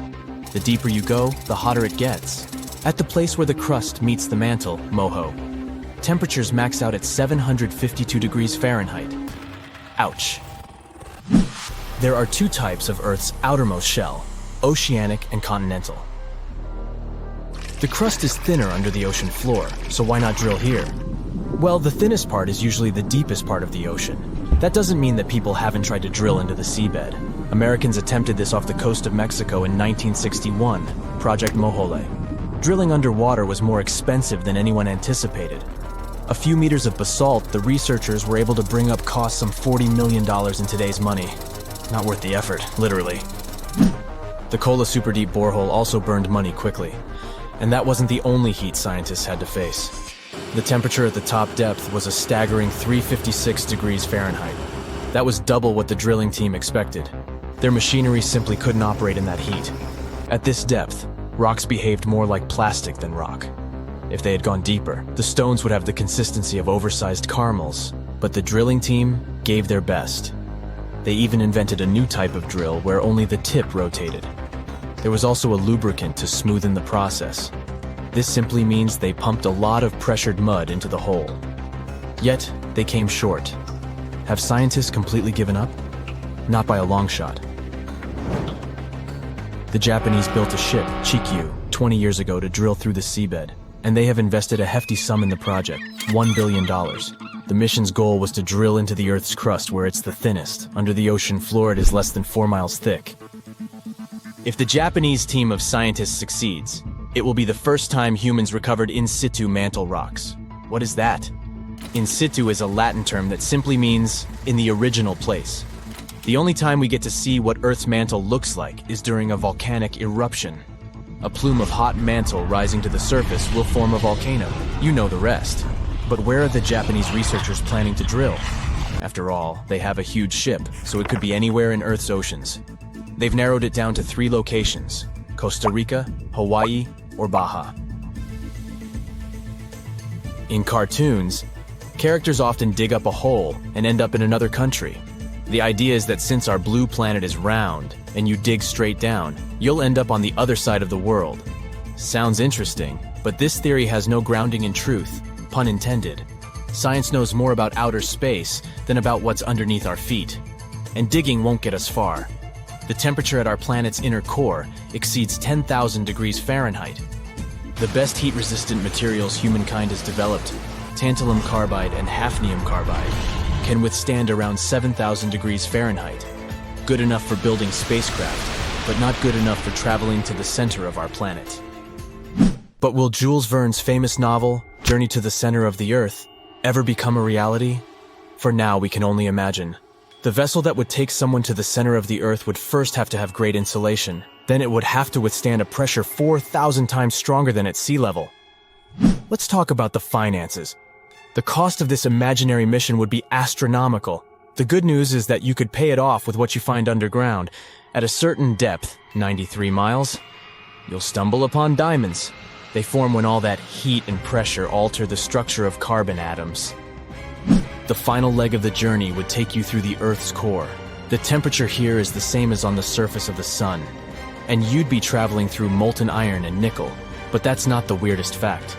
The outer core has low gravity. The mass of our planet would be behind you, so the gravitational force would actually pull your vessel backward. Future travelers to the center of the Earth better have a supercharge button. That would be the only way to reach the planet's inner core.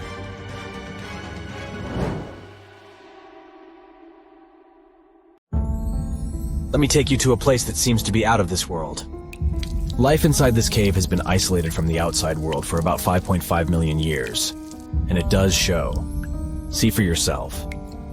Due to such a long isolation, the conditions inside the Movil Cave are like nowhere else on our planet.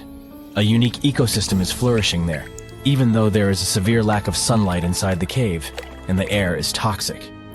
The cave, located a few miles west of the Black Sea in Romania, was first discovered in 1986. Nowadays, you can only visit it if you have special permission. Plus, the central caverns are guarded naturally by narrow limestone tunnels and vertical shafts. So, if you're no stranger to claustrophobia, you'd probably better not enter this place. In the depth of the cave, the air has twice less oxygen than the air outside. Instead, it contains a lot of carbon dioxide and hydrogen sulfide, so not the freshest air you can breathe. It's also pitch black inside the cavern. But despite, or should I say thanks to, this cocktail of extremely harsh conditions, the site is a true goldmine for biologists. Shockingly, life seems to be booming here. In a 1996 study, scientists identified 48 species, and 33 of them were unique to the cave. Most of the creatures inhabiting the cave are tiny, with long limbs and antennae that help them navigate in the dark. They have no vision and lack pigment, and it makes sense. Why would you need to be able to see if you live in total darkness? And why would you need to be pretty and colorful with no one to see you? Now, I'm going to take you to another cave. It's no less amazing, but looks very different. This is the Giant Crystal Cave, aka the Cave of the Crystals, in Mexico. These ginormous crystals were found in 2000 by a mining company after the water was pumped out of the cave. 2 miners then saw the crystals after entering the drying cave on foot. These awe-inspiring crystals are actually massive gypsum pillars hidden 984 feet underground. They're anchored to the walls and the floor of the scorching hot cave. Scientists estimate that the crystals could have been already growing for 500,000 years. That's why many of them are so long and wide that you can walk across them. Unfortunately, visiting this wonder of nature is impossible at the moment. But maybe it's for the better, since the Giant Crystal Cave is a dangerous place that can easily turn into a trap. For tens of thousands of years, it was filled with groundwater, which was originally pushed upward into the opening by a magma chamber located in the depths of our planet. The magma under the cave kept the water hot, but eventually the temperature of the water dipped below 136 degrees Fahrenheit. As a result, the water started to fill with calcium and sulfate, whose particles began to recombine into gypsum. And then, white-tinted crystals took over the cave. And since they stayed underwater, they were able to keep growing. You don't have to fly to space to take a closer look at a black hole. Scientists have found something very similar to black holes in the southern Atlantic Ocean. A black hole has such an enormous gravitational pull that once something gets pulled inside, it doesn't have any chance to escape. Even light can't get out of a black hole. But ocean black holes seem to be almost as powerful as their space relatives. But instead of catching the light, they do the same with water. Ocean eddies are massive whirlpools that spin against the main current. They usually swirl billions of tons of water, and most of them are larger than a city. These whirlpools are so powerful that nothing trapped by them can escape. But the scariest thing is that you might not even notice heading into one of them. These things are so huge that you won't spot their boundaries until it's too late. When scientists started exploring ocean vortices with the help of satellites, they discovered the borders of several eddies. After that, they managed to prove that, mathematically, these whirlpools are the same as mysterious black holes in space. Massive eddies are surrounded by super-tight barriers where fluid moves in closed loops. Even water can't get out from the inside of these loops. That's why tight ocean vortices play the role of enormous containers. Water inside them can be totally different from the ocean surrounding an eddy. And I'm not only talking about its temperature. The salt content inside and outside a whirlpool often differs as well. On the thin Curonian spit splitting the Baltic Sea from the Curonian Lagoon, there is one of the most bizarre places on Earth. Locals call this area the Dancing Forest because pine trees in this forest have shockingly unusual shapes. They twist in spirals and circles along the ground. There are some theories why it could be happening, of course. Some people claim that huge amounts of positive and negative energies once clashed in that spot. More down-to-earth individuals believe that the reason is geological. Sandy soil in the area is too unstable to hold trees growing upright. The most popular is the idea that strong winds blowing from the water influence the shape of the trees. In any case, experts haven't come to the final conclusion yet. Look at these underwater crop circles. For the first time, they were spotted in 1995, close to southern Japan's coast. Local divers called these 7-feet-wide structures mystery circles. The enigma had been plaguing many minds for almost 16 years until the culprit was finally caught. Imagine the researchers' surprise when it turned out to be a male pufferfish. The fish needs a bit more than a week to build one circle, and the aesthetics are obviously crucial. A male is swimming inside the circle, digging valleys in the sand with its fins. But that's not all. The fish also use shells and corals to decorate particular parts of their circles. This whole build-a-circle thing has a practical purpose as well. The way a male fish swims pushes the sand toward the center of the circle and creates a mound which later serves as a nest. The next mystery on our list is in the Caribbean. Just off the coast of Belize, there's a giant sinkhole. That's the Great Blue Hole. It's about 1,000 feet across and more than 400 feet deep. Once, a long time ago, this hole was a cave. But then rising waters filled it, making it collapse in on itself. The deeper you'll descend into the Great Hole's crystalline waters, the darker it will become. You'll see tons of stalactite-filled caves there, but entering them is extremely dangerous, unless you want to get hopelessly lost. Once you reach a depth of 50 feet, you'll notice that the water is shimmering. That's the invisible line dividing the sinkhole's salty top from the freshwater abyss. You might want to turn back right now. Who knows what you might come across in the murky depths? There was an old Amazonian legend that told about the river that was so hot that it boiled. And it was believed to be just a legend until Peruvian geoscientist Andrés Russo questioned if the river could be real. All experts denied such a possibility. After all, hot rivers do exist, but only in the areas where there are volcanoes. As for the part of the country mentioned in the legend, there are no volcanoes in that region. But Andrés Russo was too dedicated to give up. And in 2011, he finally located the river from the legends. The water in it was indeed steaming hot. Its temperature was 186 degrees Fahrenheit, not boiling, but pretty close to this point. But what shocked the researcher the most was the size of the river. One could think that the almost boiling water was the result of the activity of an underwater hot spring. But thermal pools are always small, while the river is 20 feet deep and flows for almost 4 miles. This is the only river of its kind on our planet. Do you remember when you were a kid and dug deep holes in the wet sand at the beach? You kept digging and digging, wondering where you'd end up if you never stopped. Well, wonder no more. This video has got you covered. Let's explore how far down you may go and what you can find there. And by the way, who knows, maybe someone's already used some fancy schmancy tech to dig all the way down to the planet's core, and we're just clueless about it. Let's dig in. At a depth of 2.3 feet, you'll find a whole lot of tunnels made by moles and rabbits. And get this, those moles are insane at digging. They can make a tunnel longer than 65 feet in just one day. If you dig a bit more, around 6 feet, you'll hit the standard burial depth, in Western culture, that is. Interestingly, the phrase 6 feet under didn't just appear out of nowhere. It was actually a rule implemented by the Mayor of London during the plague outbreak in 1665 to prevent the spread of infection.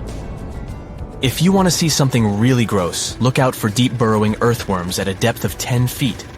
Some species, like Drawita grandis, can grow up to a whopping 3.5 feet long. Yuck!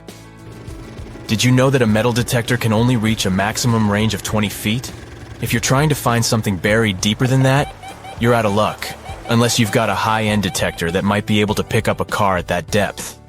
But if you're looking for something small or using a lower-end detector, forget about it.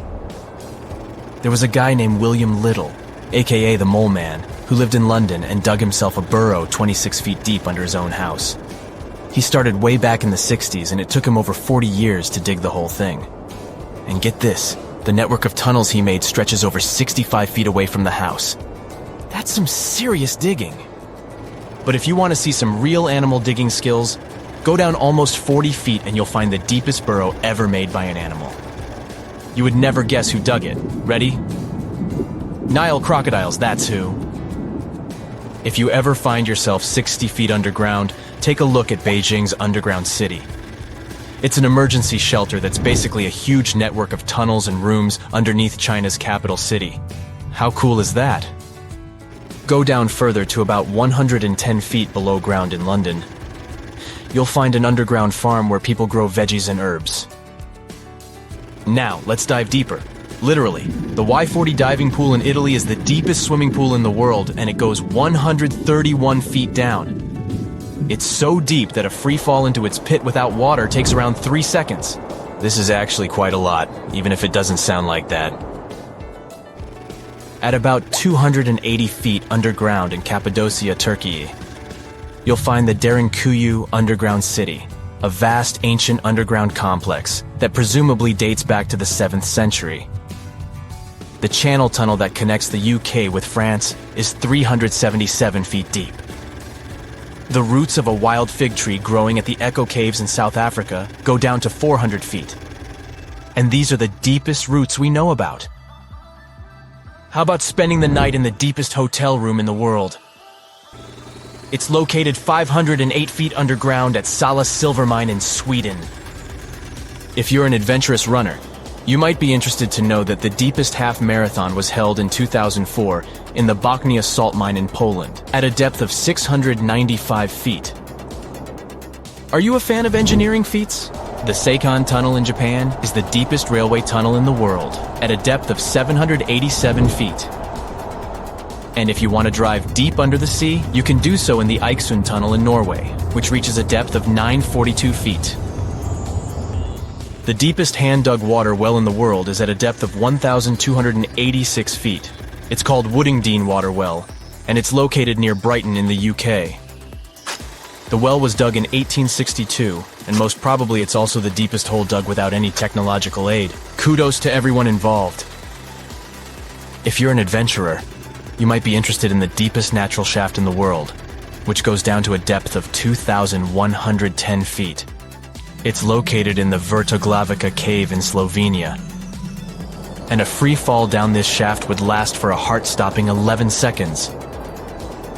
In 2010, 33 Chilean miners were trapped at an even deeper depth of 2,297 feet in the San Jose copper and gold mine. They were stuck there for 69 days until they were finally rescued. Moving on, the deepest bat colony in the world resides at a depth of 3,800 feet in a zinc mine in New York. About 1,000 brown bats spend every winter there. Now, the deepest concert in history. The Finnish band Agonizer performed at a depth of 4,166 feet in a mine in Finland in 2007. Imagine rocking out in a venue that deep underground. The deepest coal mine is the Jindřich II mine in the Czech Republic. It was shut down in 1991, but it used to go all the way down to 4,920 feet. Now let's talk about the Grand Canyon. You might not think too much about it, but it's actually super deep. The deepest part of the canyon is about 5,920 feet down, and on average it's about 5,282 feet deep. If you're feeling adventurous, you might want to check out the Krubera Cave in Georgia. It goes down a whopping 7,185 feet, making it the deepest cave in the world. The deepest radio broadcast ever happened in Creighton Mine, Ontario, Canada, which is 7,677 feet below the Earth's surface, and it was held by CBC in 2005. And if you want to get even deeper, there's the Jinping Underground Laboratory in China, which is 8,202 feet underground and the deepest lab in the world. The Moab Khotsong gold mine in South Africa has the deepest single-shaft elevator in the world. It's located at a depth of 10,203 feet, and if you decide to take it, it'll take you 4.5 minutes to reach the bottom.